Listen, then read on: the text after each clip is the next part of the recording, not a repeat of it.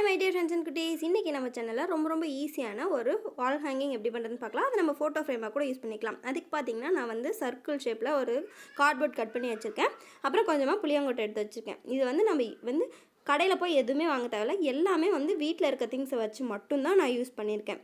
இந்த கார்ட்போர்ட் வந்து நான் மெல்லிசாக எடுத்திருக்கேன். நீங்கள் மொத்தமாக வேணாலும் எடுத்துக்கலாம்.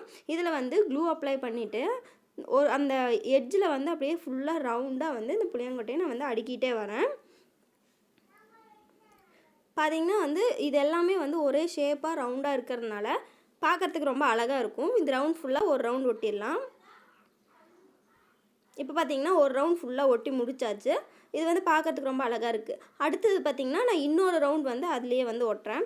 இது வந்து புளியங்கொட்டை வந்து நல்லா காயணும். கொஞ்ச நேரம் வெயிட் பண்ணிவிட்டு அடுத்த டைம் வந்து நீங்கள் காஞ்சதுக்கப்புறம் வச்சிங்கன்னா தான் வந்து முன்னாடி இருக்க லைன் வந்து விழாமல் இருக்கும். இல்லைனா வந்து நம்ம நகத்த முன்னாடி இருக்கிறதும் வந்து நகர்ந்துகிட்டே இருந்தது.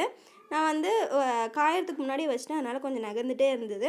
நான் அட்ஜஸ்ட் பண்ணி அப்படியே வந்து ஃபுல்லாக ஒட்டிட்டேன். இப்போது நம்ம ஃபஸ்ட் ரவுண்ட் வந்து எப்படி ஒட்டினோமோ அதே மாதிரி செகண்ட் ரவுண்டும் வந்து நல்லா க்ளூ அப்ளை பண்ணிவிட்டு நெருக்கமாக வந்து நம்ம ஃபுல்லாக ஒட்டிகிட்டே வந்துடலாம். இது பார்த்திங்கன்னா நான் 3 ரவுண்ட் வந்து நான் பண்ணியிருக்கேன். நீங்கள் வந்து இன்னும் கூட உங்களுக்கு பெருசாக வேணும், இப்போ வந்து இது நீங்கள் ஃபோட்டோ ஃப்ரேமாக யூஸ் பண்ணுறீங்க அப்படின்னா கார்ட்போர்ட் நல்லா பெருசாக கட் பண்ணிவிட்டு அதை வந்து இன்னும் ஒரு 4-5 லைன்ஸ் வச்சிங்க அப்படின்னா பார்க்குறதுக்கு இன்னும் ரொம்ப சூப்பராக இருக்கும். ஃபோட்டோ ஃப்ரேமோட மிரர் வந்து வச்சுருந்தீங்கன்னா சென்டரில் மிரர் வச்சுட்டு இது மாதிரி 4-5 லைன் வச்சிங்கன்னா இன்னும் ரொம்ப சூப்பராக இருக்கும்.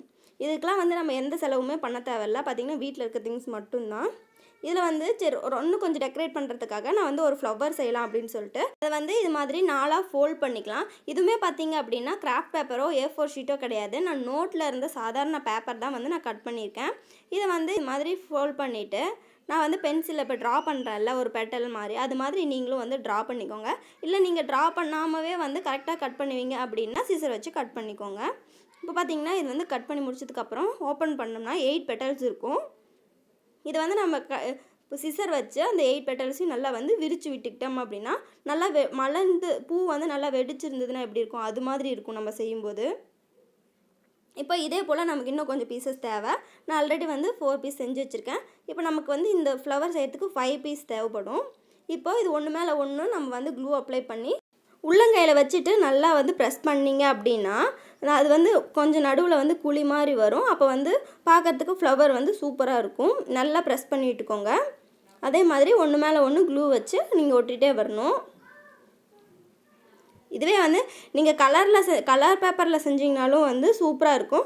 எதுக்காக நான் ஒயிட் பேப்பர் செஞ்சேன்னா புளியங்கொட்டை வந்து கருப்பு கலரில் ஒரு மாதிரி ப்ரௌனிஷாக கருப்பாக இருக்கும். அதில் வந்து ஒயிட் கலர் வச்சோம்னா நல்லா எடுப்பாக தெரியும் அப்படிங்கிறதுக்காக நான் வந்து ஒயிட் கலரில் செஞ்சுருக்கேன். இப்போ இதுலேயுமே வந்து பார்த்திங்கன்னா நான் ஸ்டோன் யூஸ் பண்ணாமல் அந்த புளியங்கொட்டையை சின்னதாக ஒன்று பார்த்துட்டு சென்டரில் வந்து வச்சுட்டேன்.